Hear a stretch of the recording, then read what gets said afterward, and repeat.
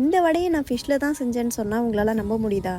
வாங்க எப்படின்னு சொல்கிறேன். இதுக்கு நம்ம அதிகமாக முள் இல்லாத மீனை வாங்கி நல்லா வாஷ் பண்ணி கொஞ்சமாக மஞ்சத்தூள் போட்டு நல்லா பெரட்டி எடுத்துக்கணும். இப்போ ஒரு இட்லி பாத்திரத்தில் கட் பண்ண உருளைக்கிழங்கு போட்டு இட்லி கொத்த வச்சு அதில் ஃபிஷ்ஷை வச்சுட்டு ஒரு 5 மினிட்ஸ்க்கு அப்புறம் எடுத்து பார்த்தா நல்லா வெந்திருந்துச்சு. இப்போ இந்த மீனை தோலை உரிச்சிட்டு முள் இல்லாமல் சதப்பகுதியை மட்டும் தனியாக எடுத்து வச்சுக்கணும். நாங்கள் சின்ன குழந்தைக்கும் சாப்பிட கொடுப்போம், அதனால அதில் இருக்கிற முள் எல்லாத்தையுமே கவனமாக எடுத்துட்டோம். அடுத்து வேக வச்ச உருளைக்கிழங்கு தோல் உரிச்சு நல்லா மசிச்சுட்டு இது கூட நம்ம எடுத்து வச்ச ஃபிஷ்ஷை போட்டு பொடியாக நறுக்கின வெங்காயம், பச்சை மிளகாய், கருவேப்பிலை, கொத்தமல்லியை போட்டு இது கூட 1/2 teaspoon pepper, 1/2 teaspoon garam masala, தேவையான அளவு உப்பு, 1 டேபிள் ஸ்பூன் தனி மிளகாய் தூள் போட்டு நல்லா கலந்து விட்டுட்டேன். இஞ்சி பூண்டு பேஸ்ட் போட மறந்துட்டேன், அதான் இப்போ போடுறேன். நீங்க முன்னாடியே போட்டுக்கோங்க.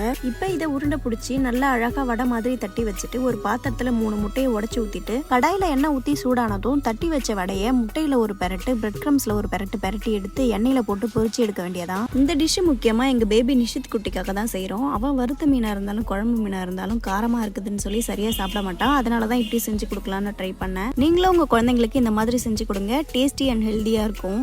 ஐயையோ, இவ்வளோ நேரம் பேசினா ஆனால் இந்த டிஷ்ஷோட பேரை சொல்ல மறந்துட்டேங்க, சாரி. இதோட நேம் வந்து ஃபிஷ் கட்லெட். இதை நிஷித் குட்டி நல்லா விரும்பி சாப்பிட்டா, நாங்களும் சாப்பிட்டு பார்த்தோம். டேஸ்ட்டு செம்மையாக இருந்துச்சு. நீங்களும் ட்ரை பண்ணி பாருங்கள். Okay, bye friends.